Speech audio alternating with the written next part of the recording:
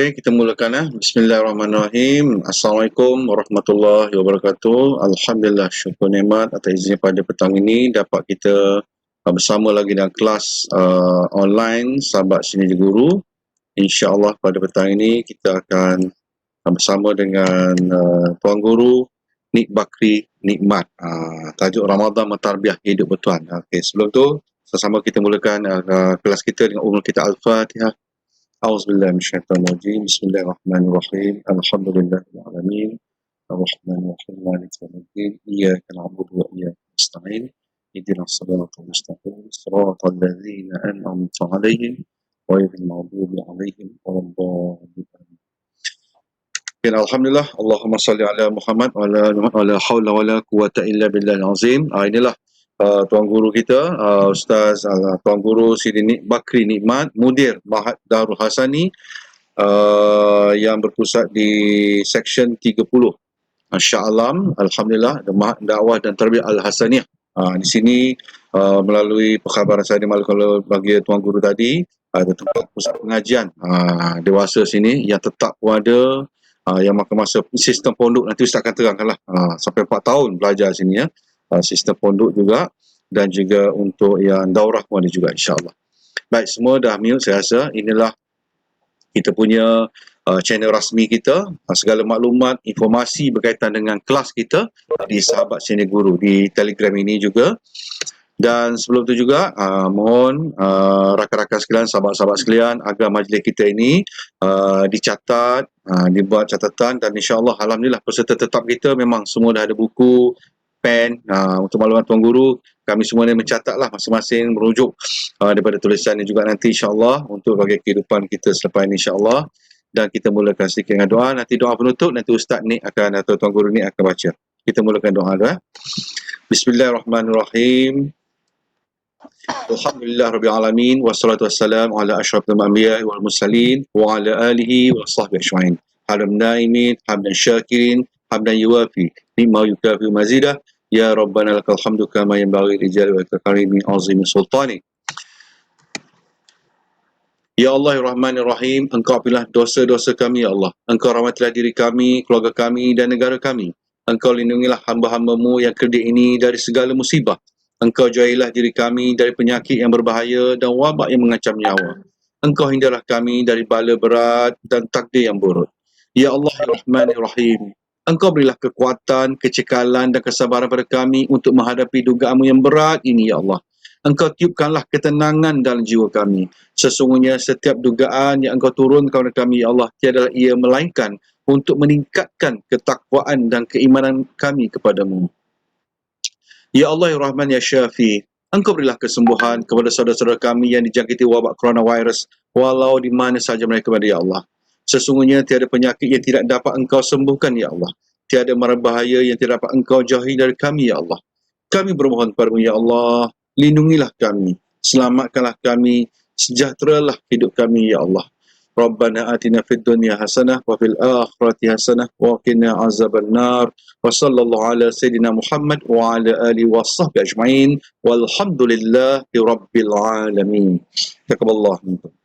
Alhamdulillah, syukur pada hari ini juga kita masuk PKP yang keberapa hari pun saya dah lupa dah. Tapi yang pastinya PKP kita dilanjutkan sehingga 12 Mei. Sehingga 12 Mei. Anak-anak kita pun dah lama dah tak bersekolah, dan kita pun sebahagiannya, kesebahagian besarnya dah lama dah tak bekerja, tak jumpa rakan, sejawat dan sebagainya, dan kita berada di rumah 24 jam insya-Allah. Apapun ujian ini adalah ujian daripada kita juga untuk kita insya-Allah.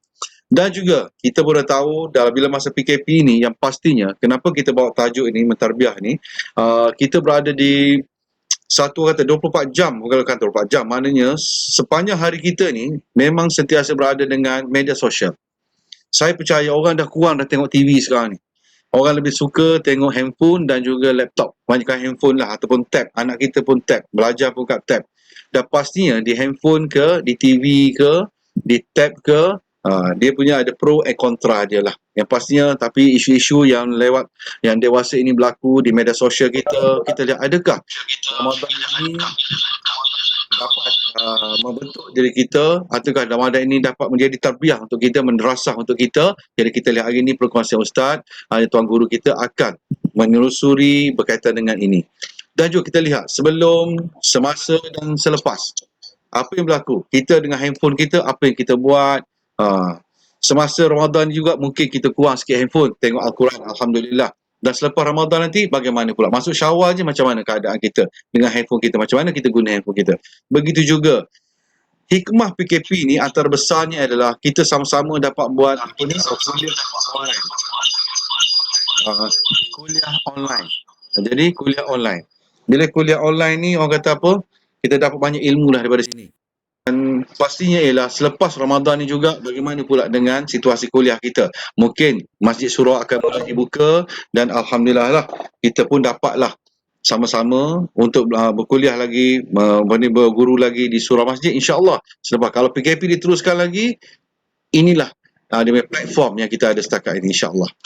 Baik, dan juga dalam Ramadan juga antara yang jadi tarbiyah kita juga ialah kita dengan Al-Quran semakin erat, semakin rapat. Kalau sebelum ni saya percaya ramai antara kita jugalah, maksud saya juga sibuk dengan urusan kerja, keluar pagi, balik malam, pukul 7 malam baru balik sampai rumah, ada yang lepas tengah malam. Dan kita dengan Al-Quran, bulan puasa ni syukur kita dapat tambah lagi dengan PKP ni 24 jam di rumah, bersama-sama dengan anak-anak bertadarus ke, bertalaki lagi. Dan insya-Allah, jadi kita nak lihat selepas Ramadan kita bagaimana. Adakah dia jadi satu bulan yang tarbiyah kita. Jadi hari ini, pada petang ini, Tuan Guru ni juga akan berkongsi dengan kita bagaimana kita nak jadikan bulan Ramadan ini bulan tarbiyah kita. Dan ada perkongsian-perkongsian penghayatan yang perlu kita ikuti nanti, insya-Allah. Saya baca dulu satu daripada hadis kita, daripada sepotong hadis daripada Anas bin Malik radhiyallahu anhu. Rasulullah SAW bersabda, 3 perkara apabila terdapat dalam diri seseorang, ia merasakan kemanisan imannya.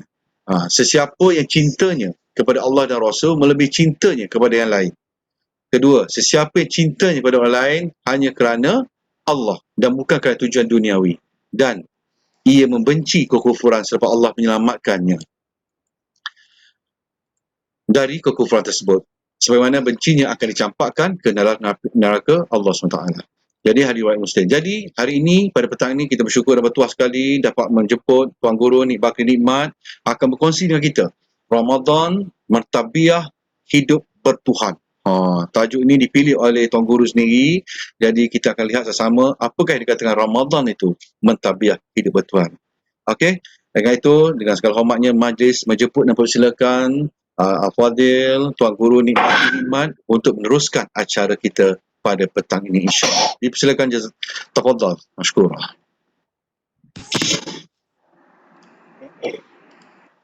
A'udzu billahi minasyaitonir rajim. Bismillahirrahmanirrahim. Assalamualaikum warahmatullahi wabarakatuh. Alhamdulillahi rabbil alamin wa bihi nasta'in ala umuri dunya waddin. Salatan wa salaman ala rasulihil amin wa ala alihi wa sahbihi ajma'in. Allahumma syrah lana sudurana. Ya Allah, kau lapangkanlah hati-hati kami, ya Allah. Wa hassin akhlaqana wa adabana. Ya Allah, kau perelokkanlah akhlak-akhlak kami dan adab-adab kami, ya Allah. Wa yassir lana umurana fid dunya wal akhirah. Ya Allah, kau permudahkanlah segala urusan-urusan kami, sama ada urusan di dunia dan di akhirat, ya Allah. Allah marzuqna al-fahma wal ilma. Ya Allah, rezekilah kepada kami kefahaman dan ilmu pengetahuan, ya Allah. Wal hikmata wal aqla, dan kau rezekikanlah juga kepada kami hikmah, kebijaksanaan dan akal yang sempurna, ya Allah. Bi rahmatika ya arhamar rahimin, dengan rahmatmu ya Allah ya arhamar rahimin. Walhamdulillahi rabbil alamin. Amma ba'd.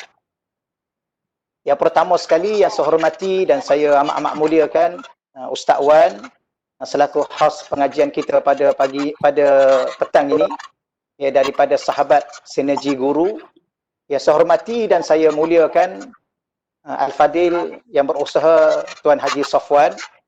Ya, saya hormati dan saya muliakan seluruh para pendidik, para pembimbing, cikgu-cikgu, guru-guru, para asatizah, para ahli ilmu Dan tak lupa kepada sahabat saya yang saya nampak ada bersama juga tadi, Al-Fadhil Ustaz Hafizullah, ya, yang bersama dengan kita.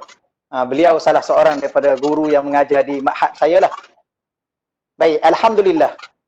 Ya, nashkurullah ala ni'amihil kasirah allati an'amallahu alaina.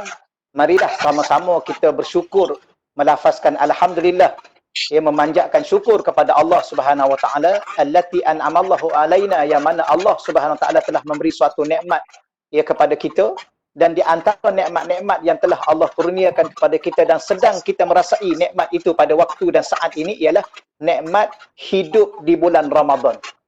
Ya, di antara waktu dan umur yang paling bernilai yang kita lalui sepanjang umur yang kita diberi oleh Allah Subhanahu Wa Taala kepada kita ialah yang paling bernilai. Bukan maksud umur-umur di waktu-waktu yang lain, di bulan-bulan yang lain itu tidak ada nilai. Semuanya akan dinilai oleh Allah Subhanahu Wa Taala. Namun dalam seluruh perjalanan hidup kita, 30 tahun, 40 tahun, 70 tahun, 80 tahun yang Allah kurniakan kepada kita, saat-saat dan waktu umur yang paling bernilai ialah saat-saat dan waktu-waktu yang kita lalui di bulan Ramadan.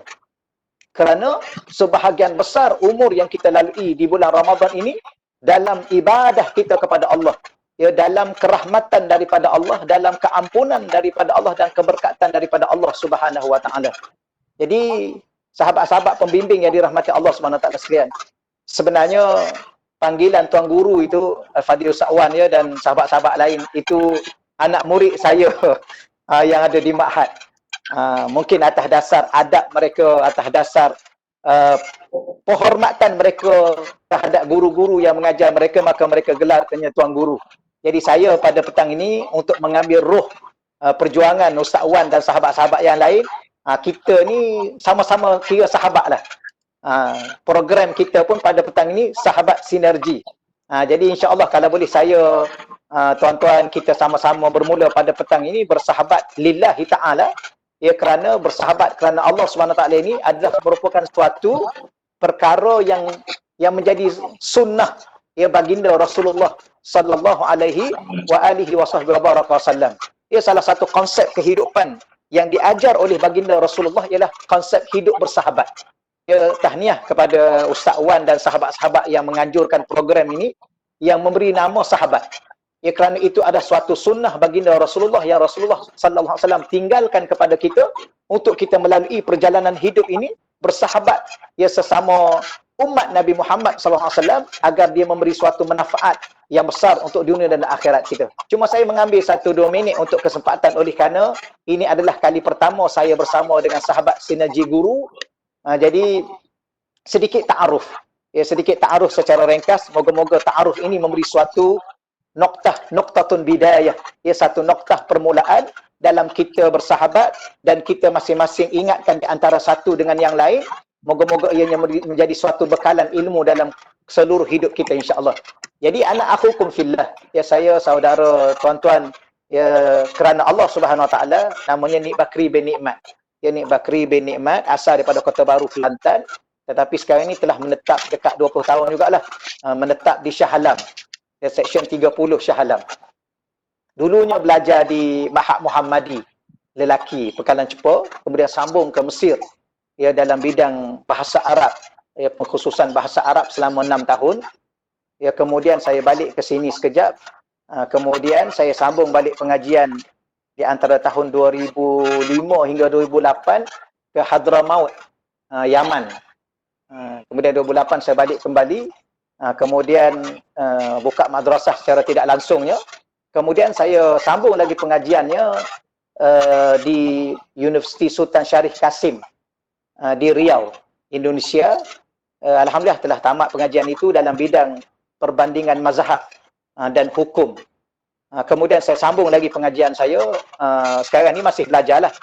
Jadi sebenarnya saya ni penuntut talibul ilim, masih lagi sebagai penuntut ilmu. Sekarang ni saya buat pengajian master dalam bidang ahwal syakhsiyah, ya, berkaitan dengan hukum-hukum keluarga Islam.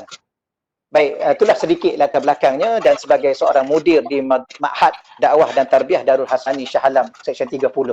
Jadi lagi sekali saya ucapkan terima kasih kepada para pembimbing semua, para pendidik, khususnya Ustaz Wan yang sudi jemput saya bersama pada petang ini. Alhamdulillah, saya bila mana ditanyanya untuk saya berkongsi pada petang yang mulia ini, di bulan yang mulia ini, yang barakah ini, iaitu di bawah tajuk Ramadan Mentarbiah Hidup Bertuhan. Ramadan Mentarbiah Hidup Bertuhan. Saya yakin para pendidik yang dirahmati Allah sekalian, ya, para guru, para asatizah telah sedia maklum bahawa Ramadan ini adalah merupakan suatu madrasah. Ya, madrasah Ramadan. Ya, para alim ulama kita menamakan madrasah. Ya, kalau kita sebagai seorang cikgu, seorang guru, perkataan madrasah ini ya adalah suatu perkara yang menjadi kehidupan kita. Ya, apa maksud madrasah daripada perkataan darasah? Ya, darasa yadrusu ataupun darasa yudarisu. Mudarrisan ataupun madrasah, dia panggil ismul makan. Ya, satu tempat untuk kita belajar. Daripada perkataan akarnya ialah kata dasarnya darasa. Darasa belajar. Mudarris seorang yang tenaga pengajar. Madrasah tempat untuk mengajar. Baik, Allah Subhanahu Wa Taala, Tuhan yang maha bijak, Tuhan yang maha sempurna dari sudut sifatnya, dari segi zatnya, dari segi segala perbuatannya, ia telah memilih suatu bulan khusus untuk umat Nabi Muhammad, umat kekasihnya, iaitu baginda Rasulullah sallallahu alaihi wasallam, dan menganugerahkan Ramadan ini ya sebagai suatu anugerah yang ulama menamakan anugerah madrasah tarbiyah Ramadan, iaitu suatu tempat secara langsung atau secara tidak langsung Allah Ta'ala telah mentarbiah kita. Dan di antara banyak-banyak pentarbiahan yang Allah inginkan kita lahir sebagai seorang hamba yang hidup bertuhan. Ya, hamba yang hidup bertuhan.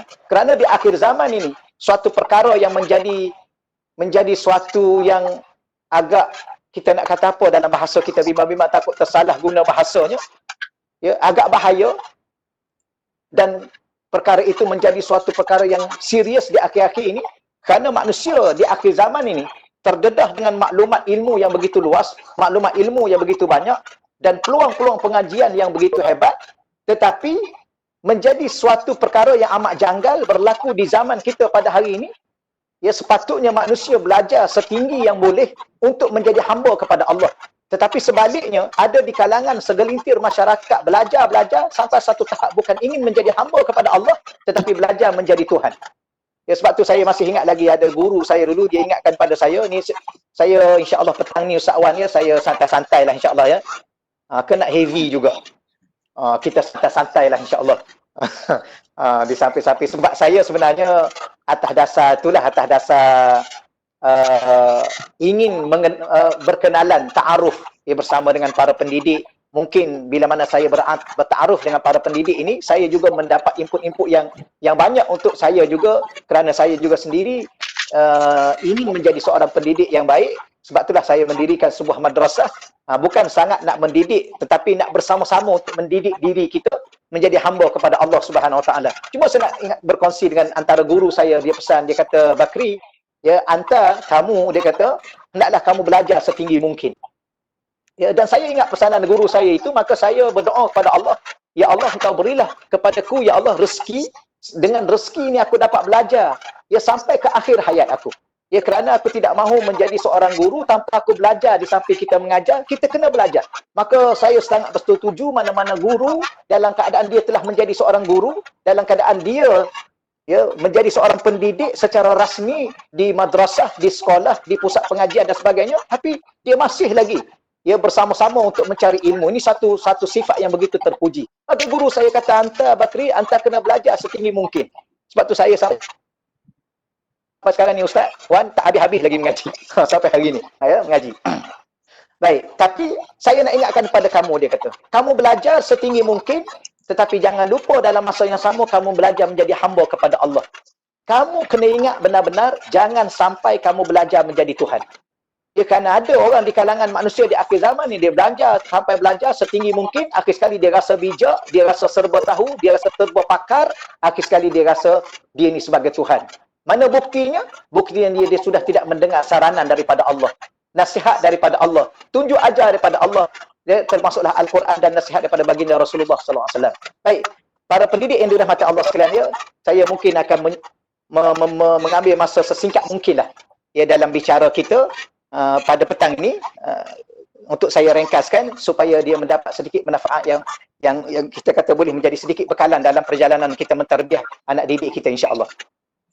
Baik, yang pertama sekali saya nak baca ayat Quran yang saya yakin ayat ini semua dah dihafal oleh para ustaz, para cikgu dan para asatizah semua. Cuma saya nak hurai sedikit perkara yang kalau boleh dia menjadi asas dan teras perbahasan di bawah tajuk Ramadan mentarbiah hidup bertuhan. Baik, saya nak baca ayat yang sama, Suratul Baqarah 183. Ya, Suratul Baqarah 183, ayat ni dah cair dah kita hafal. Baik, ya ayyuhallazina amanu, dan saya bila mana saya baca ayat Quran saya nak terus terjemah supaya kita tidak mengambil masa yang panjang untuk kita baca ayat Quran, kemudian kita nak terjemah, kemudian kita hurai, mengambil masa yang panjang. Baik, ya ayyuhallazina amanu, wahai orang-orang yang beriman. Ya ayyuha ni kalau kita belajar sedikit kaedah bahasa Arab. Ya, kenapa? Kerana salah satu daripada perkara yang kita kena bagi masa dalam hidup kita ini iaitu belajar bahasa Al-Quran. Kenapa? Kerana Al-Quran itu merupakan firman Allah, kalam Allah, bicara Allah dengan kita selaku hamba-Nya. Ya. Jadi Al-Quran ini kalau boleh dan mesti kita boleh supaya kita ada sedikit asas dalam berinteraksi dengan bahasa Al-Quran. Ya, kerana itu adalah bahasa interaksi kita dengan Allah Subhanahu Wa Taala. Maka ya ayyuha itu disebut harfun nida. Ya, kata seru. Bahawa Allah Taala ini betapa lembutnya, betapa sopannya, betapa beradabnya. Allah Ta'ala menyeru kita selaku orang beriman ini dengan perkataan ya ayyuha, wahai. Maka kata ulama tidak ada suatu keindahan bahasa berinteraksi, berhubung, berbicara lebih daripada bicara Allah, berhubungnya Allah dengan kita dengan kadang-kala menggunakan bahasa. Saya yakin Ustaz Wan ya, dan para guru yang lain, pernah tak kita bercakap dengan isteri dan suami kita guna wahai? Ya, petang-petang macam ni, wahai isteriku, adakah dah siap memasak? Dan isteri kita jawab pula, wahai suamiku, sabarlah, baru pukul 3 baru. InsyaAllah, ya, sayang kamu akan memasak selepas asar. Kita pun cakap, wahai isteriku, sempat tak sempat? Tuan-tuan, kalau kita bercakap seumpama ini, mungkin isteri kita tu yang gelak kat kita, ataupun kita gelak kat isteri kita, kata apa hal ni akhir-akhir ni? Ya, masa muda-muda dulu, masa mula-mula kahwin dulu, tak adalah bahasa wahai-wahai, akhir-akhir ini bercakap wahai. Ni, tapi salah satunya ialah di antara bahasa yang paling lembut, yang paling indah, yang paling bermakna, Allah Ta'ala, Tuhan yang maha kaya, Tuhan yang maha hebat, Tuhan yang maha sempurna, menyeru kita yang maha hina, yang maha lemah, yang maha segala-gala kelemahan ini dengan bahasa yang begitu indah, wahai. Ya ayyuhallazina, allazina itu adalah yang dikatakan ismul mausul. Ya, kata penghubung ayat ataupun hubung perkataan di antara ya ayyuha dengan amanu. Tak apalah. Amanu itu, perkataan amanu ialah perkataan yang merujuk kepada fi'il madhi. Ya. Begini, insya-Allah nanti saya buat kesimpulan awal. Ya, supaya selepas itu mudah saya nak hurai. Ya, saya hurai sebegini ni bukan apa. Saya muslim, guru yang dirahmati Allah sekalian, para asatidah yang dirahmati Allah sekalian. Di antara hasrat saya lah. Hasrat saya, dan saya yakin hasrat cikgu-cikgu dan para asatizah semua dalam melalui proses mendidik, mentarbiah anak murid kita. Ya, kita tidak mahu lagi mendidik dan mentarbiah anak murid kita sekadar mereka faham dengan akal mereka. Tetapi kalau boleh mereka faham dengan hati mereka, dari sudut rasa yang ada dalam diri mereka. Jadi sebab itulah pada peringkat awal ni, saya menterjemah perkataan itu demi perkataan dalam Al-Quran itu supaya tercetus satu rasa ya dalam diri kita, dalam kita berinteraksi dengan Allah, bukan lagi berinteraksi dengan qadar panca indera zahir kita atau berinteraksi dengan akal faham kita, tetapi berinteraksi dengan hati rasa kita ya kepada Allah Subhanahu Wa Taala. Sebab itulah Allah Taala menyeru kita di peringkat awal ayat Ramadan itu, ya ayyuhallazina amanu, wahai orang-orang yang beriman. Baik, iman yang diguna oleh Allah itu bukan sifat, tetapi perkataan verb. Ya, verb. Perkataan yang diguna oleh Allah Ta'ala itu adalah kata kerja, fi'il. Jadi kalau kita terjemah, wahai orang-orang yang fi'ilnya, tingkah lakunya, tindak tanduknya, perbuatannya, keputusan dalam kehidupannya, yang telah menunjukkan dan membuktikan dia telah beriman kepada Allah. Ya, dulu kalau kita orang Kelantan, Ustaz Wan orang Kelantan ya. Minta maaf saya tunjuk sikit. Orang Kelantan ni kadang-kadang kalau dia nak marah pada anak dia, dia kata awak ni banyak fi'il. Banyak fi'il lah awak ni. Kejap menangis, kejap ketawa, kejap minta itu, kejap minta ini, kejap buat itu, kejap buat ini. Ya, panjat itu, panjat ini. Akhir sekali ayah kita kata awak ni banyak fi'il lah. Cuma masa tu kita pun tak belajar lagi. Sepatutnya kita tanya, ayah kata saya banyak fi'il. Fi'il madhi ke fi'il mudhari'? Verb past tense ke present tense? Jadi kita tak tanyalah, tapi perkataan itu sebenarnya Allah Subhanahu Wa Taala menyeru kita sebagai seorang yang telah pada tingkah lakunya, oleh kerana dia past tense, telah pada tingkah lakunya membuktikan keimanan dia kepada Allah. Maka selepas itulah baru Allah menetapkan kutiba alaikumusiyam. Kutiba itu adalah perkataan asalnya kataba. Minta maaf Ustaz Wan, dia petang ni sebenarnya bukan nak mengaji bahasa Arab ni. Sebab saya sebenarnya nanti ustaz ni tajuk kita lain tapi duk hurai bahasa Arab. Kenapa? Kerana kita kena pandai bahasa Arab. Kalau tak pakar pun tak ada masalah. Saya sendiri pun tak pakar juga pun, tapi tahu sikit-sikit. Sebab tu saya nak berkongsi dengan cikgu-cikgu semua. Supaya apa? Supaya bila mana kita berada di bulan Ramadan. Bulan Ramadan ni syahrul Quran. Saya ada dulu pernah bercita-cita nak tulis nama-nama bulan Ramadan. Jadi saya sempat senarai, walaupun saya tak tulis lagi buku-bukunya, saya tulis antara nama-nama Ramadan ni Ustaz Wan dan guru-guru, ada 40 lebih nama Ramadan. Ya, ada yang dinamakan Syahrul Ramadan, Syahrul Siyam, Syahrul Sabr, Syahrul Quran. Kalau kita kata Ramadan itu Syahrul Quran, bulan Al-Quran, daripada ayat suratul Baqarah 185, ya Syahrul Ramadan alladzi unzila fihil Quran. Quran tu pula dia ada 55 nama. Ya. Ada seorang ulama mengatakan innallaha subhanahu wa ta'ala sammal Quran. Allah Subhanahu wa taala ni telah menamakan Al-Quran bi khamsah wa khamsina asman dengan 55 nama. Ya, kalau tuan-tuan nak rujuk 55 nama Quran ini, sahabat-sahabat sekalian nak rujuk 55 nama Quran ini, boleh kita rujuk dalam kitab Al-Itqan. Ya, Al-Itqan Imam Jalaluddin As-Sayuti.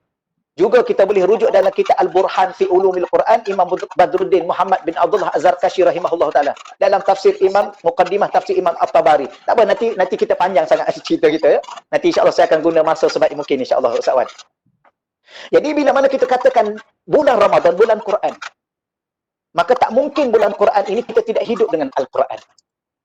Ya, maka bila mana kita hidup dengan Quran, salah satu hidup dengan Al-Quran, ya hidup bertuhan ialah hidup dengan Quran.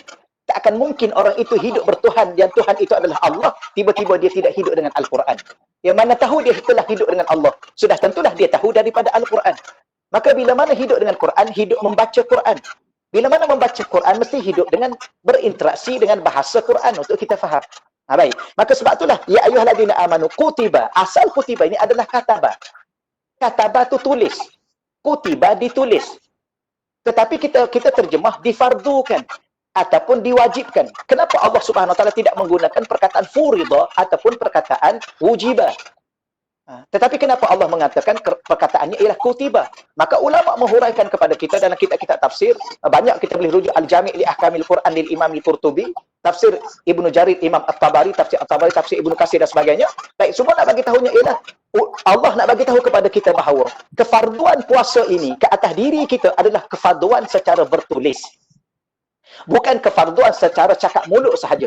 Termaktub secara sebuah perlembagaan peraturan yang bertulis di dalam Al-Quranul Karim. Sebab itu diguna kutiba. Contoh kita ni nak kena, tuan-tuan Ustaz Wan ataupun Ustaz-Ustaz guru-guru pernah kena saman ke? Pernah lah ya. Saya pun pernah juga. Pernah juga Ustaz, biasalah. Baik, bila mana kita kena saman? Bila mana saman tu dalam bentuk bertulis? Ya, dalam bentuk bertulis. Dia polis dah tulis nama kita, tulis kad pengenalan kita, dia pula dah tanda tangan, kita pula tanda tangan, nak tak nak, suka tak suka, kena bayar je lah.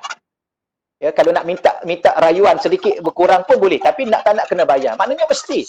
Baik, kalau undang-undang manusia yang bertulis termaktub di dalam tulisan-tulisan itu pun wajib kita menurutinya, melaksanakannya, bagaimana kefarduan yang daripada Tuhan yang Maha Pencipta yang menulis kefarduan itu di dalam Al-Quran, ia akan kekal tulisan perlembagaan itu, peraturan itu sampai ke hari kiamat. Ini dikatakan kutiba.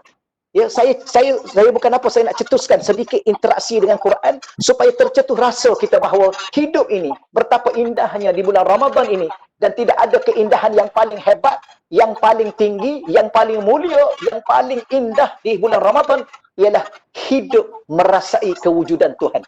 Dan kita sekarang sedang secara langsung berinteraksi dengan Tuhan, iaitu Allah Subhanahu wa taala. Baik, kutiba alaikumusiyam kama kutiba alal ladzina min qablikum. Sebagaimana difardukan juga kepada umat sebelum kamu. Tak apa, saya tak nak huraian tu. La'alla, moga-moga. La'alla ni kalau kita terjemah bahasa Melayu kita, moga-moga atau harap-harap, semoga.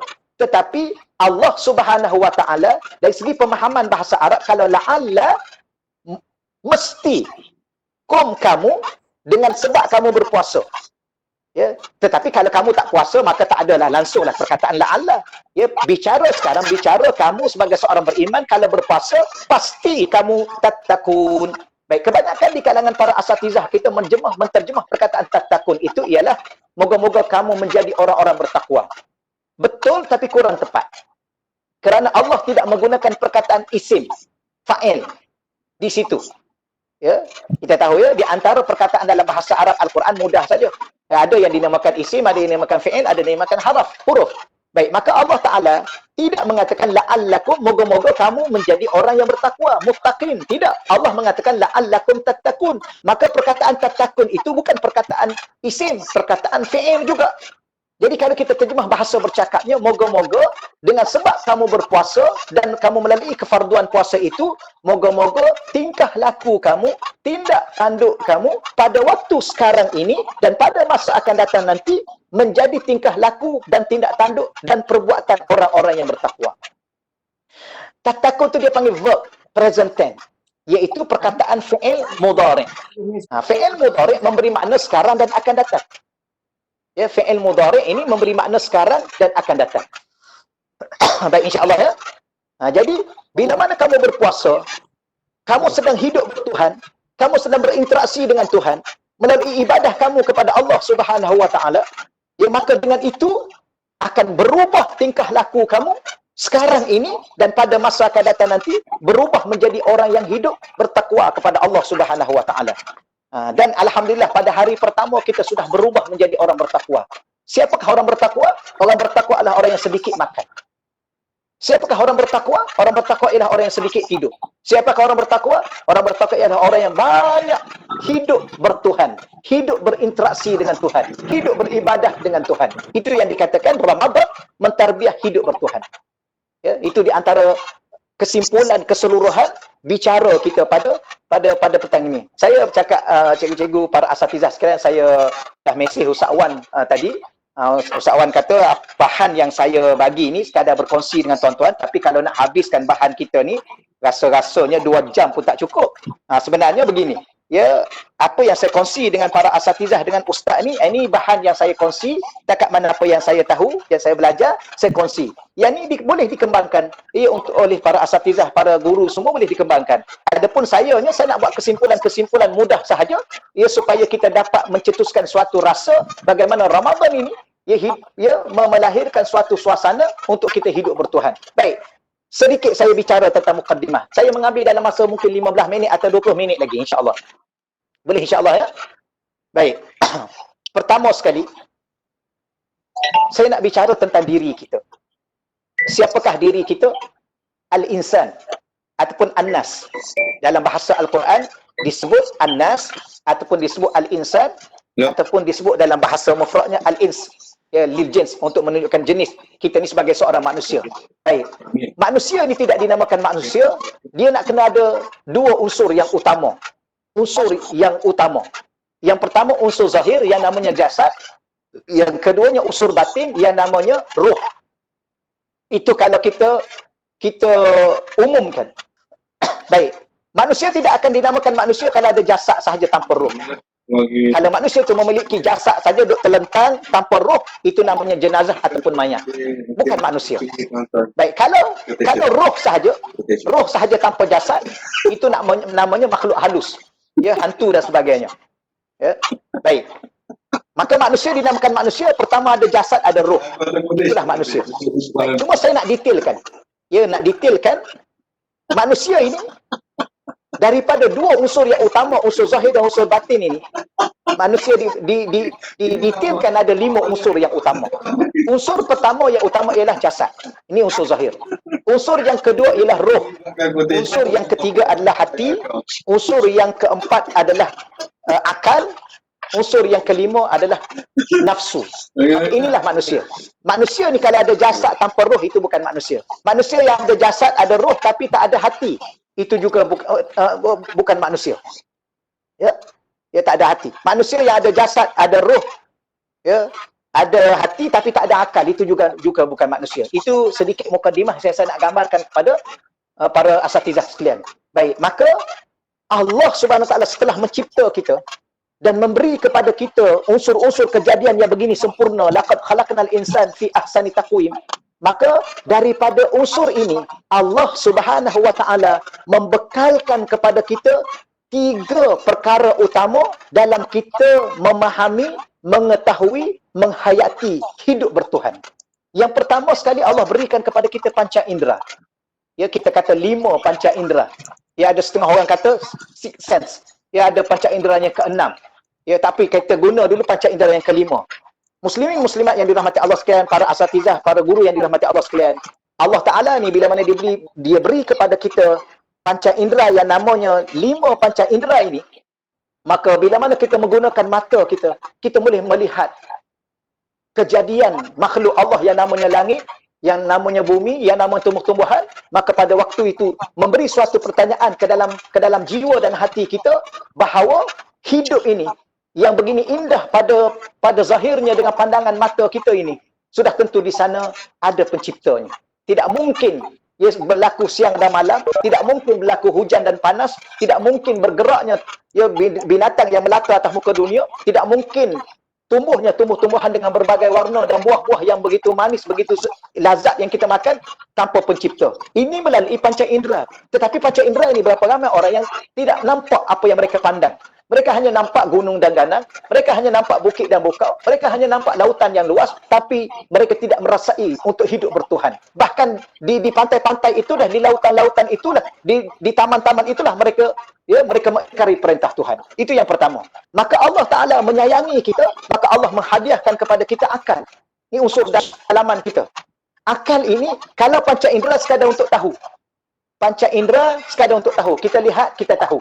Itu adalah rumah, itu adalah kereta. Kalau kita dengar, kita tahu. Itu suara burung, itu suara binatang, namanya gajah.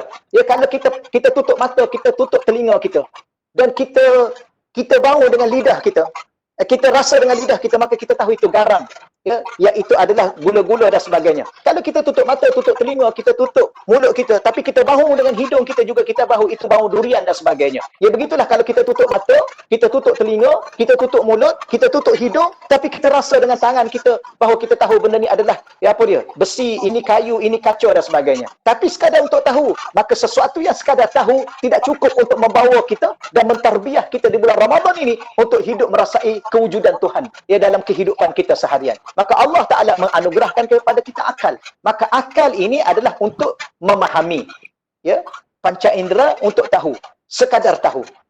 Ya, tapi ada berapa ramai yang orang melihat, dia nampak tapi dia tak faham. Ya, bahkan dia tersalah pandang dan sebagainya. Maka diberi akal untuk faham. Tetapi para guru yang dirahmati Allah sekalian, usahawan yang dirahmati Allah sekalian, ya, akal ini pun tidak cukup. Kerana manusia ni sejenius mana, akal yang diberi oleh Allah Subhanahu Wa Taala, pemahaman akal suatu masa akan terbatas. Ya, contohnya akal tidak akan mampu memahami hidup di alam barzakh.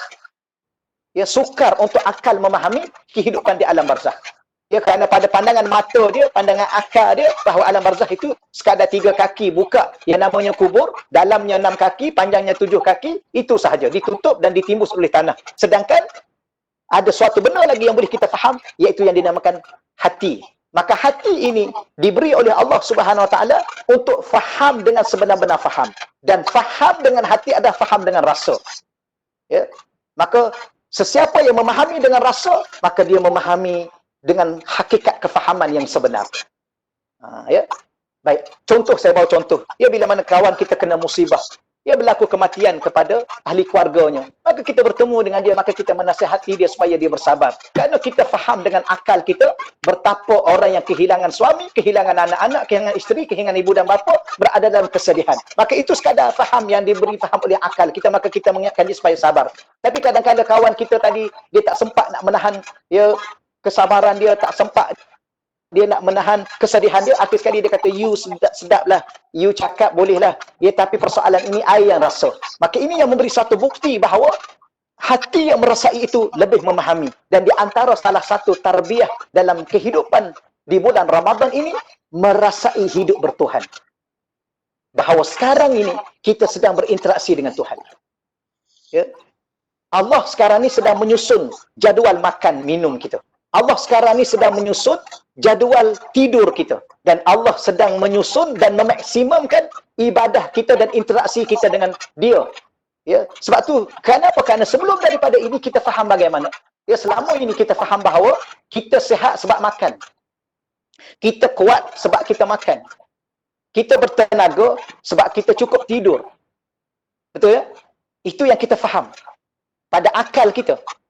Rupa-rupanya Allah mentarbiah kita bahawa kamu sihat, kamu kuat, kamu bertenaga, bukan kerana kamu cukup tidur, bukan kerana kamu cukup makan, bukan kerana kamu cukup itu dan ini, tetapi kamu sihat, kamu kuat kerana kamu berinteraksi dengan Tuhan yang mencipta kamu. Itu yang kamu kena sedar bahawa hidup bertuhan. Ya, saya bawa satu contoh Ustaz Wan dan para guru yang dirahmati Allah Subhanahu Wa Taala sekalian. Pada akal kita, kalau kita fikir, bila mana saat kurangnya makan, bila mana saat kurangnya tidur, bahkan kerja kita ditambah. Kerja apa? Kerja ibadah kita kepada Allah. Ya, tidak ada puasa di bulan lain, tapi kita puasa, kita berlapar dan berdahaga hampir 12 jam. Kemudian pula di malam hari pula kita bertarawih dan bertadarus. Dia bertarawih 8 rakaat paling-paling kurang ataupun 20 rakaat tambah dengan witir 23 rakaat, menyebabkan kita tidur lewat. Tetapi kita bangun awal. Dahlah kita kurang makan. Kita banyak beribadah kepada Allah. Kemudian kita tidur lewat. Kemudian kita bangun awal untuk kita bersahur. Tetapi suatu perkara yang berlaku dalam hidup kita teramat luar biasa, kita mampu melakukannya dengan sebaik mungkin. Dari mana-mana kekuatan itu sebenarnya? Di saat kurang makan, di saat kurang tidur, di saat kurang segala-galanya dalam kehidupan kita seharian yang kita lakukan bulan Ramadan, bahkan kita berada dalam tempoh ibadah kepada Allah, maka kita mampu berdiri pula di malam hari dengan 20 rakaat, 8 rakaat. Daripada mana kekuatan itu? Maka itulah Allah nak bagi tahu kepada kita satu mesej bahawa kamu kuat bukan kerana kamu makan, kamu kuat dan kamu sihat, kamu bertenaga bukan kerana kamu cukup tidur, tetapi di saat kamu berinteraksi dan memberi masa kepadaku, kata Allah, dengan masa yang paling maksimum kamu beribadah kepadaku, di saat itulah kamu mempunyai kekuatan yang luar biasa. Yang tidak mampu kamu lakukan pada bulan-bulan yang lain. Bulan ini kita mampu khatam Quran 30 juzuk. Bulan ini kita mampu, muslimin-muslimat yang dirahmati Allah sekalian, guru-guru para asatizah sekalian. Saya nak tanya sebelum daripada ini, saya tanya saja tanya je lah ya. Sebab biasanya saya tanya, saya yang jawab. Sebab semuanya kita punya apa? Semuanya mute dia punya suara. Tapi tak apalah. Saya nak tanya. Pernah tak cikgu-cikgu sebagai seorang pendidik, Ustaz Wan sendiri, ya Tuan Haji Safwan sendiri dan ustaz-ustaz yang lain, pernah tak ustaz-ustaz, tuan-tuan guru semua, pernah tak baca Quran 12 jam tak berhenti? Selepas ba'da subhi, ya, nahnu nabda ba'da subuh, ya, kita bermula selepas daripada subuh, naqra'u au natlul Quran, kita sama-sama baca Quran, kemudian berhenti bila? Berhenti ba'dal maghrib. Ya, maka jawabnya, ya, cikgu ataupun Ustazah Maslidah kata, tak pernah. Samalah saya pun. Ya, tak pernah dalam sepanjang hidup saya, ya, selepas daripada subuh baca Quran sampai bila? Ialah berhentilah sembahyang zuhur, berhentilah sembahyang asar, tapi sambung balik baca Quran sampai selepas daripada maghrib. Berapa lama? 30 hari berturut-turut. Maka tak pernah. Mungkin 1 hari pernah, mungkin 2 hari pernah, tapi 30 hari berturut-turut baca Quran selepas daripada subuh sampai. Begitu juga pernah tak kita berzikir? Berzikir kepada Allah tak kira dengan zikir apa, subhanallah, alhamdulillah, Allah akbar. Ia bermula daripada subuh sampailah ke maghrib, 30 hari berturut-turut.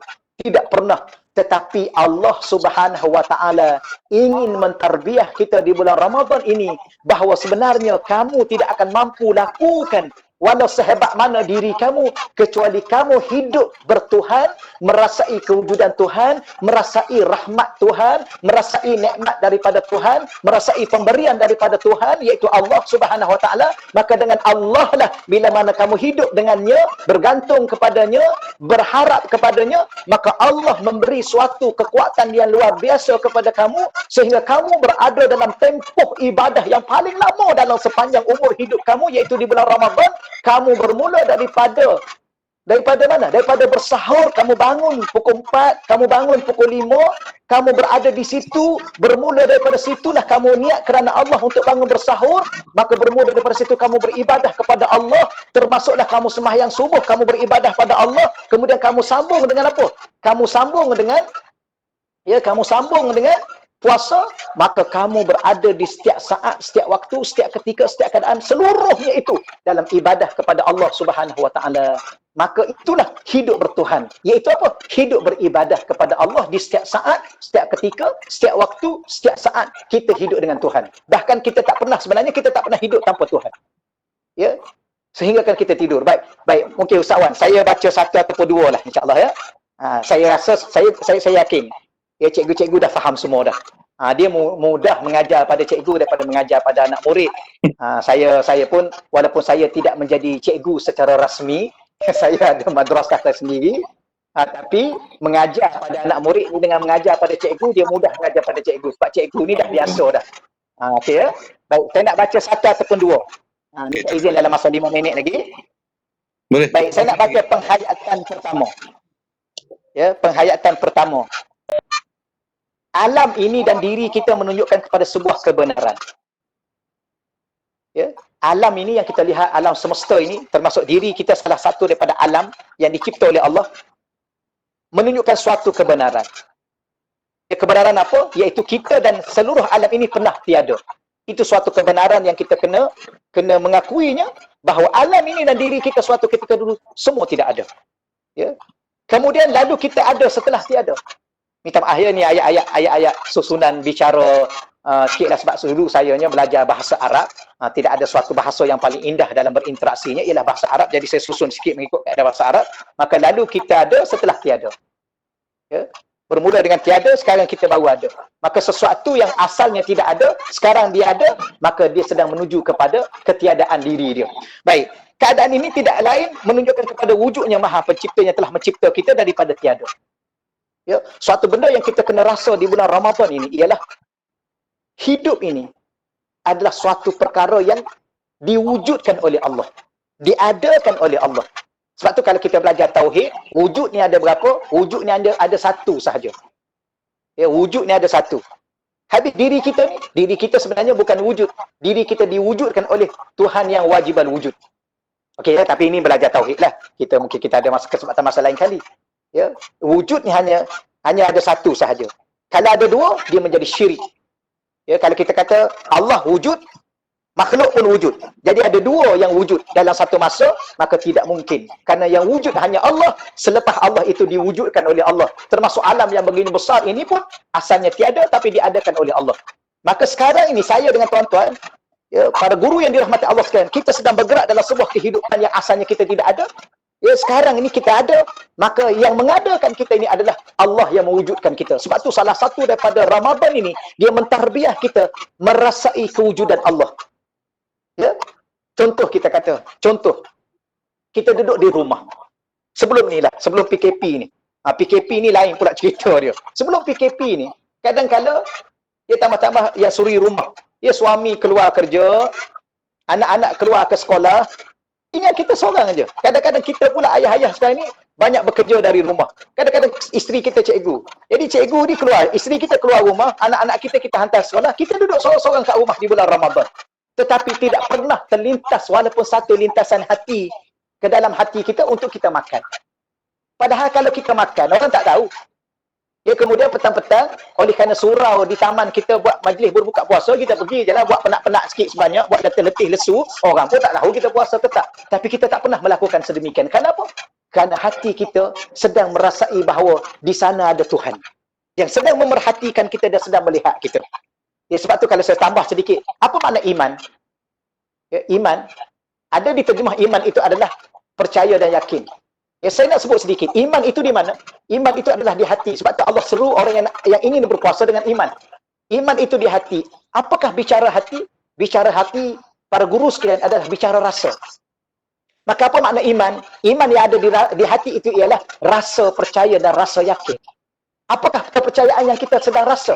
Rasa bahawa ada kewujudan Tuhan yang sedang memerhatikan kita dan melihat kita. Maka tidak ada suatu saat yang paling indah, suatu saat yang paling sempurna rasa itu ialah bila mana kita berada di bulan Ramadan, kerana orang tak akan tahu kita puasa kecuali kita dengan Allah Subhanahu Wa Taala sahaja. Sebab tu Allah kata as-saumu li, melalui lisan baginda Rasulullah sallallahu alaihi wasallam. Kalau kita baca dalam kitab Riyadhus Shalihin Al-Imam Nawawi rahimahullah dalam bab saum, ya bab puasa ataupun bab siam, bab puasa. Sebab tu apa makna puasa? Puasa ialah al-imsak. As-sawm ataupun as-siyam bermakna al-imsak. Apa makna imsak? Menahan diri. Daripada apa? Daripada makhluk. Makan itu makhluk. Minum itu makhluk. Berhubung suami isteri itu adalah makhluk. Maka tahan diri kita daripada makhluk. Kenapa? Kerana kita ingin langsung berinteraksi dengan pencipta kita. Okey ya? Yang kedua, apa makna as-sawm? Lughatan, dari sudut bahasa. Dari sudut bahasa. As-sawm ataupun as-siyam, makna yang kedua kalau kita rujuk dalam tafsir Ibnu Jarir, ya tafsir Ibnu Jarir atau tafsir Al-Imam At-Tabari, beliau mengatakan apa makna as-sawm? As-sumtu, diam. Diam anggota diri kita. Kenapa kena diam? Kerana kita sedang berinteraksi dengan Allah. Ya, hati kita diam daripada ingat kepada sesuatu selain Allah. Itu yang dikatakan. Baik, Ustaz Wan, saya baca satu lagi lah insyaAllah. Saya baca satu lagi. Penghayatan yang pertama, okey. Yang kedua tu, saya sebut sedikit lah, kewujudan diri kita bukan kehendak kita. Ya, penghayatan kedua tu, kita kena faham bahawa hidup kita atas muka dunia ni bukan kehendak kita, tapi kehendak Allah. Maka, puasa ini sedang mentarbiah kita memahami hidup untuk kehendak Allah, bukan kehendak kita. Apa kehendak kita? Kehendak kita sudah tentu kita nak makan sebagaimana biasa. Apa kehendak kita? Kehendak kita sudah tentulah kita ingin minum ya sebanyak mungkin minuman yang kita minat ya setiap masa. Apa kehendak kita? Kehendak kita ialah kita ingin tidur sesedap mata kita, sesuka hati kita. Tetapi Ramadan ini, sebab itulah dia mentarbiah untuk kita hidup bertuhan. Siapa Tuhan? Tuhan itulah yang berkehendak untuk mewujudkan diri kita. Maka kewujudan diri kita bukan kehendak kita, tapi kehendak dia. Maka sekarang ini, dia mentarbiah semaksimum di bulan Ramadan ini untuk kita hidup dengan dia. Hidup bertuhan. Hidup mengikut kehendak dia. Apa dia? Dia minta kita supaya tidak makan langsung di siang hari. Maka ikutlah kehendak dia. Alhamdulillah kita ikut kehendak dia. Kerana wujudnya kita pun bukan kehendak kita, tapi kehendak dia. Dan sudah tentu kehendak dia adalah lebih baik daripada kehendak kita ke atas diri kita sendiri. Berapa banyak kehendak kita ke atas diri kita, akhir sekali menggagalkan diri kita. Tapi sebab itulah, di antara kata para alim ulama', khususnya ulama'-ulama' tasawuf, mengajar kita hidup. Bagaimana? Hiduplah dengan kehendak Allah. Kalau kamu ingin bahagia, kamu ingin senang, kamu ingin segala-galanya mendapat apa yang kamu nak, kamu kena hidup mengikut kehendak Allah. Dan sekarang ini, kita duduk di dalam rumah masing-masing. Sebenarnya bukan kehendak kita. Kalau ikut kehendak kita, kita nak pergi ke pasar, kita nak pergi bazar Ramadan, kita nak pergi mall, kita nak pergi ke mana-mana yang kita suka, itulah kehendak kita. Tapi Allah Ta'ala mengajar kita sebulan pada bulan yang lalu, dan sebulan pada bulan Ramadan ini, belajar hidup dengan kehendak Allah. Itulah hidup bertuhan. Okey, akhir sekali, Ustaz Wan. Akhir sekali, saya nak baca yang ke-6. Yang ke-6. Ya, kita baca yang ke-6, yang terakhir insya-Allah. Yang ke-6, yang terakhir. Baik, hidup ini bukan tentang kita. Ramadan ini sebenarnya Allah Subhanahu Wa Taala nak mengajar kita, hidup ni bukan tentang diri kita. Ya. Ya, kalau tentang diri kita, apa yang kita fikir, makan dan minum. Apa yang kita fikir, tidur. Apa yang kita fikir, berseronok. Apa yang kita fikir, dia beraya. Apa yang kita fikir, membeli belah. Tapi Allah dalam bulan Ramadan ini, Allah nak mengajar kita bahawa hidup ini adalah bukan tentang diri kita. Bukan tentang anak isteri kita. Bukan tentang pekerjaan kita. Bukan tentang harta benda kita. Bukan hidup dan mati kita. Tapi bukan tentang syurga dan neraka kita. Tapi hidup ini sebenarnya tentang Allah. Tentang Dia. Yang mencipta kita, yang menghidupkan kita, yang menyihatkan tubuh badan kita, yang memberi tenaga kepada kita walaupun berlapar, berdahaga. Ya, walaupun kita berlapar, walaupun kita berdahaga, walaupun kita tak cukup tidur, tapi kita hidup seperti biasa.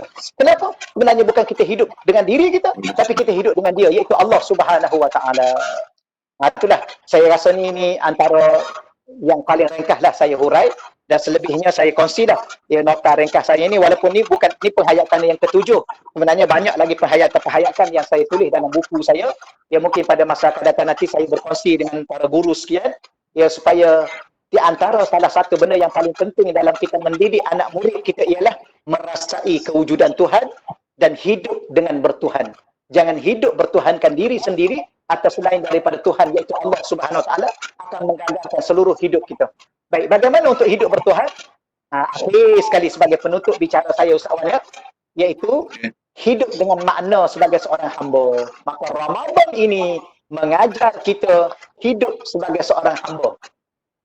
Ya, dan Allah Ta'ala bila mana Dia mencipta kita, Dia telah meletakkan satu makna pada diri kita, iaitu menjadi hamba kepada Allah. Maka siapa yang menjadi hamba kepada Allah, maka dia bertuhan dengan Tuhan Allah Subhanahu Wa Taala. Tapi kalau dia tidak menganggap diri dia hamba, maka dia hamba Allah, maka dia menjadi hamba kepada selain Allah Subhanahu Wa Taala.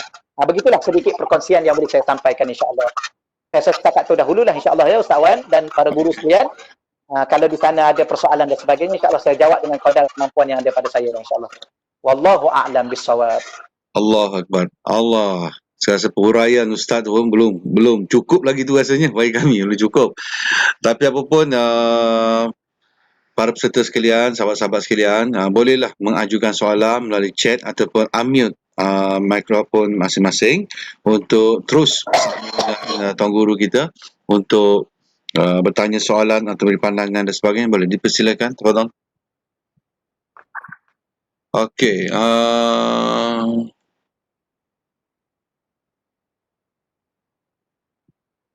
ini soalan daripada siapa ni? Ini dah soalan. Okey, Assalamualaikum Ustaz. Sejak kulakan ini dilaksanakan khatam Al-Quran secara beramai-ramai melalui pelbagai media, contohnya WhatsApp. Okey. Ni famous lah sekarang ni, ya. Dibaca secara berasingkan mengikut juzuk masing-masing. Adakah itu dianggap sebagai telah berjaya mengkhatam Al-Quran? Ini rasanya jawapan ni boleh ada di YouTube pun ada dijawab oleh beberapa ustaz kita. Ustaz Tuan Guru ni sendiri boleh berikan respon atas soalan peserta kita, insya-Allah. Baik, saya masa saya berada di Yaman dulu, di Hadramaut, Yaman, pernah kami pergi menziarahi para alim ulama, yang dibawa oleh guru kami menziarahi para alim ulama. Dan oleh kerana ziarah dengan para alim ulama ini, kita tidak mengambil masa yang panjang kerana ada setengah para alim ulama itu dah uzur. Jadi salah satunya guru kita mengajar kepada kita bagaimana ingin mengambil barakah daripada Al-Quran untuk kita dapat 30 juzuk dalam masa yang singkat, sehingga kita dapat mendapat ijazah sanad pengajian Quran daripada guru yang lama yang kita ziarah itu. Maka dia bahagikan. Ya, maka guru kami dia bahagikan Quran. Ya, semua dapat satu juzuk, macam baca serentak.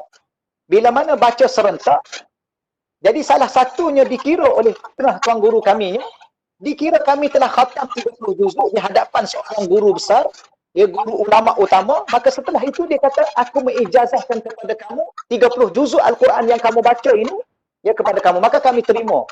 Itu salah satu yang dibuat. Maka kalau ikut pada guru saya, dia masih dikira sebagai kita khatam Quran, tetapi tidaklah sama dengan khatam Quran yang kita baca daripada awal hingga akhir 30 juzuk.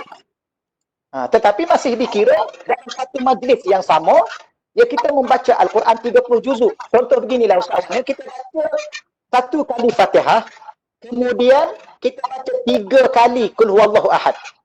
Maka kita telah dikira khatam Quran. Ha. Satu lagi, kalau kita baca suratul Fatihah, kita baca 4 kali kuliah ayyuhal kafirun. Kerana satu kuliah ayyuhal kafirun bersama dengan suku Quran. Maka kita juga telah dikira khatam Quran. Tapi betul tak khatam Quran? Ya, khatam Quran. Tapi tidak sama dengan kita baca daripada awal sampai akhir. Walau bagaimanapun dikira khatam Quran. Maka kita ni salah satu daripada orang yang bijak dalam hidup dengan Islam ialah menggunakan teknologi yang ada. Maka di musim PKP ni, kita ada grup kita sendiri, kita bahagi semuanya satu juzuk, maka kita baca masing-masing di rumah kita, dan insya-Allah habis 30 juzuk itu, dikira kita khatam 30 juzuk, walaupun tidak sama pahalanya dengan 30 juzuk daripada awal kita baca, sekurang-kurangnya kita lakukan untuk tujuan dakwah, tujuan menggalakkan kita baca Quran, dan Allah tidak akan mensia-siakan pahala kita. Itu pandangan saya lah. Wallahu a'lam. Okey, alhamdulillah. Rasanya jelas lah tu. Bolehlah nak berwhatsapp grup keluarga masing-masing. Kami pun di unit kami pun ada, keluarga pun ada. Kadang-kadang sampai 5 grup. Pilihlah juz-juz mana yang nak dibaca tu, insya-Allah. Okey, teruskan bertanya. Inilah peluang kita berjumpa dengan Tuan Guru kita untuk bertanya. Mungkin ini kali pertama kita berjumpa.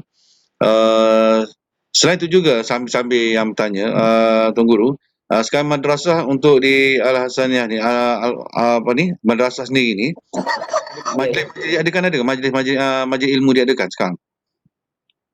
Sekarang ni oleh kerana musim PKP, jadi kita pun patuh juga lah. Kita kena patuh dan wajib kita patuh arahan kerajaan. Maka madrasah saya tutuplah sekarang ni. Jadi oleh kerana atas permintaan daripada Ustaz Wan, saya mengambil masa dalam 2-3 minit untuk saya berkongsi sedikit maklumat tentang madrasah saya, insya-Allah. Okey. Madrasah saya, insya-Allah. Yang pertamanya, madrasah saya ataupun ma'had saya dinamakan Ma'had Dakwah dan Tarbiyah. Ya, kerana saya mengambil suatu nama yang paling mudah untuk melaksanakan tugas-tugas dakwah dan mentarbiah. Ya, berdakwah mengajak orang ya kepada Allah Subhanahu Wa Taala dan mentarbiah diri kita bersama orang tersebut di sebuah madrasah, di sebuah tempat pengajian. Yang kedua, Darul Hasani. Darul Hasani itu merujuk kepada guru murabbi mursyid saya, iaitu Syekh Yusuf Muhyiddin Al-Bakhur Al-Hasani, keturunan daripada baginda Rasulullah sebelah Sayyidina Hasan. Maka disebutnya ialah dar, ya, tempat kediaman pelajar-pelajar yang disandar kepada guru kami daripada keturunan baginda Rasulullah SAW Al-Hasani. Baik. Madrasah saya ataupun mahad saya ada 2 konsep. Ya, konsep pertama yang saya bawa ialah pengajian ilmu secara bersanad. Ya, pengajian ilmu secara bersanad. Apa maksud sanad? Ialah ilmu-ilmu dan kitab-kitab yang kita baca, ialah ilmu dan kitab-kitab yang saya sendiri telah khatam dengan guru saya, ya, daripada kulit ke kulit. Ya, saya belajar di Mesir, saya belajar di Yaman, ya, saya belajar dengan guru-guru yang kita kata khatam, maka buku itulah yang kami ajar. Ya, kami tidak mengajar buku yang kami pergi beli di kedai. Ya, kemudian kita rasa sesuai untuk baca, kemudian kita tengok-tengok, kita rasa kita boleh baca, maka yang tu kita baca, yang tu kami tidak ajar. Ya. Jadi kita ajar ilmu-ilmu yang memang betul-betul kitab itu kita terima sandaran ilmu secara riwayah dan dirayah. Ilmu sebagaimana Ustaz Wan dan pendidik tahu, ilmu Islamnya ada 2. Satu ilmu riwayah, ilmu periwayatan teks ilmu. Yang kedua ilmu dirayah, ilmu pemahaman kepada teks ilmu itu, agar teks ilmu itu tidak disalah faham oleh akal kita sendiri, pandai-pandai dan bijak kita sendiri. Macam tadilah, macam isu berkaitan dengan baca Quran.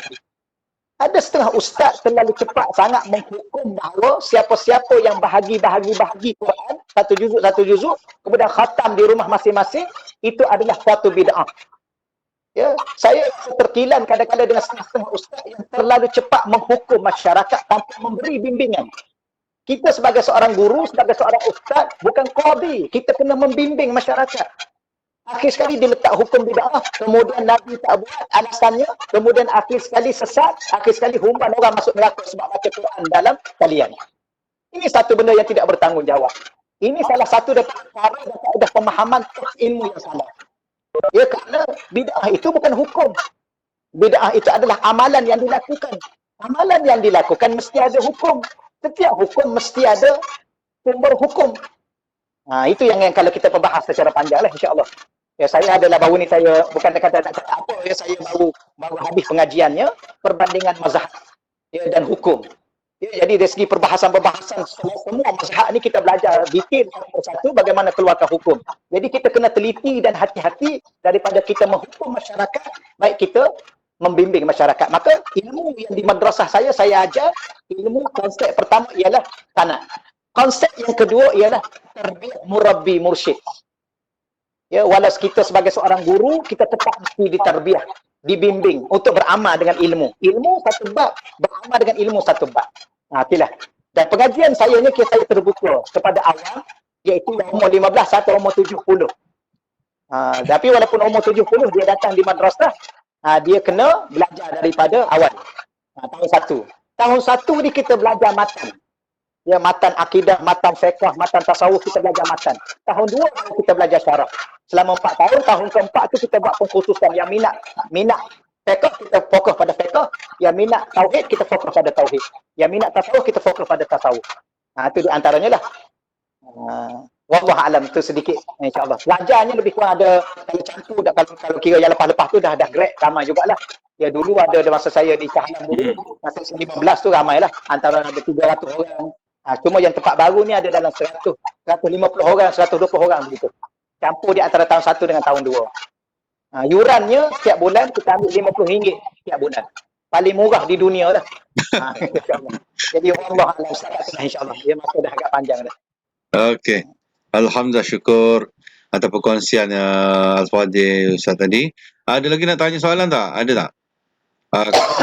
Kalau Tuan Guru boleh kongsikan semasa pengalaman berpuasa di Yaman tu, masa belajar, macam mana berpuasa? Cara dia macam kita di sini ke macam mana cara berpuasa tu? Ya, saya pernah berpuasa di Mesir. Dulu di Yaman di Mesir. Di puasa di sana ni, kalau tengoklah puasa musim sejuk atau musim panas. Kalau puasa musim sejuk tu paling best lah. Kerana masa dia lebih singkat. Kalau musim panas dengan panasnya itu. Walau bagaimanapun saya sebut beginilah. Ya, di Yaman ni, orang Yaman punya Hadramaut, kita di sini duk bincang 8 rakaat, 20 rakaat. Dia orang sembahyang 120 rakaat. 120 rakaat. Apa maksud 120 rakaat? Contohnya madrasah kita ni sembahyang 20 rakaat. Madrasah sebelah kita tu dia tak sembahyang lagi. Ya, dia baca Quran dulu ataupun dia buat pengajian. Bila mana habis kat kita 20 rakaat, guru-guru kita suruh kita pergi sembahyang pula di madrasah sebelah tu. Masjid sebelah. Habis di situ pula, akhir kali sampai ke tempat kita, elok-elok bersahur. Ada yang dapat 80 rakaat, ada yang dapat 120 rakaat. 120 tu jarang-jarang lah. Cuma saya nak bagi tahunya, orang ni sampai tahap mengejar bulan Ramadan kerana ingin mendekatkan diri kepada Allah Subhanahu Wa Taala ini dan memberi seluruh masa dalam Ramadan ini kepada Allah Subhanahu Wa Taala. Setelah masa-masa yang banyak kita bagi kepada anak isteri kita, masyarakat kita, Ramadan ini 1 bulan saja Allah minta supaya seluruh hidupnya untuk Allah, maka mereka memaksimumkan ibadah kepada Allah. Ya, saya masa di Yaman itu khatam Quran seminggu sekali. Ramai-ramai lah. Ustaz ya, bukan saya seorang lah. Ya, seminggu sekali mesti khatam Quran. Sebelum makan tengah hari mesti baca. Ini bukan bulan Ramadan, bulan-bulan biasa. Sebelum makan tengah hari mesti habis 1 juzuk Quran. Lepas zuhur, baca Quran 1 juzuk, barulah orang tu boleh pergi makan. Tiap-tiap pagi Khamis, khatam Al-Quran. Qiyamul Lail tiap-tiap malam. Siapa duduk 4 tahun ke 5 tahun ke 7 tahun dia duduk, 7 tahun dia Qiyamul Lail. Apa maksud Qiyamul Lail? Pukul 3 pagi dah ada dalam saf. Bukan pukul 3 pagi bangun, pukul 3 pagi dah ada dalam saf. Tiap-tiap hari bertahun-tahun begitulah. Ya. Sebab tu sehingga saya merasakan bahawa kalaulah syurga ini dihakkan. Kadang-kadang mungkin Ustaz Wan, Ustaz Hafizullah dia biasanya buat program kan. Maka kita iklan program kita tu, minta tuan-tuan daftar segera tempat terhad. Betul ya? Tempat terhad. Kalau Allah kata tolong daftar segera, syurga tu terhad, saya rasa habis dah syurga tu dapat kat orang Yaman. Ya, orang Malaysia tak daftar. Wallahu alam. Setakat itulah sedikit perkongsian pada petang ini. Saya minta maaf kepada para pendidik, murabi sekalian kalau di sana ada kekurangan dan sebagainya. Jadi wabillahi taufiq wal hidayah. Assalamualaikum warahmatullahi wabarakatuh. Waalaikumsalam warahmatullahi wabarakatuh. Alhamdulillah, syukur nikmat atas isinya pada petang ini. Wah, Ustaz pun dah daripada bersemangat. Inilah mungkin kali pertama mendengar kuliah daripada Ustaz, memang dia kata, bersemangat Ustaz ni. Bulan puasa ni. Bayangkanlah kalau bulan suci Ramadan nanti masa pergi oleh itu saya sarankan, cadangkanlah untuk saya sendiri ke rakan-rakan, insya-Allah ada ruang dan peluang nanti untuk belajar lagi dengan Ustaz di madrasah Ustaz ini. InsyaAllah sama-sama kita daftar. Buka lagi pendaftaran ni lepas raya ni. Buka Ustaz. Buka. Kena tutup dah. Kena tutup. Okay, insyaAllah. Okay, terima kasih semua dan terima kasih pada sahabat-sahabat SSG semua yang sudi bersama dengan kami pada petang ini. Moga-moga perkongsian daripada Tuan Guru pada petang ini memberi 1001 manfaat untuk kita, insyaAllah, walaupun tak semua disentuh tadi, tapi banyak dari segi mukadimah tadi pun dah cukup memberikan kita satu gambaran tentang ibadah puasa itu sendiri, insya-Allah. Dan moga-moga nilai ibadah puasa kita pada hari ini lebih baik daripada sebelumnya, insya-Allah, dan hari-hari mendatang, insya-Allah. Moga-moga kami juga doakan yang bagi Ustaz, Tuan Guru, kita dalam keadaan sihat walafiat hendaknya, dimurahkan rezeki dan dikurniakan kesehatan, dan insya-Allah kabarnya Ustaz pun mungkin Tuan Guru akan kembali ke Kota Baru nanti dalam keadaan dipermudahkan oleh Allah SWT pergi dengan insya-Allah. Dan terima kasih pada semua. Moga-moga kita jumpa lagi pada 2 bulan 28, 30, 1 ke 2 bulan macam ni. Ada satu lagi ceramah kita, insyaAllah nanti jadual saya akan susukan dalam Telegram nanti. Dan kita ada sampai dah 8 ke 9 bulan. Kita dah ada kuliah, kita dah ada semua penuh dah. Penceramah kita dah confirmkan, insyaAllah. Dan moga-moga perkongsian di SSG memberi manfaat untuk semua. Jazakallah Ustaz, Tuan Guru. Moga kita jumpa lagi pada sesi kedua. Boleh kali jemput lagi, boleh tak? Boleh insya-Allah.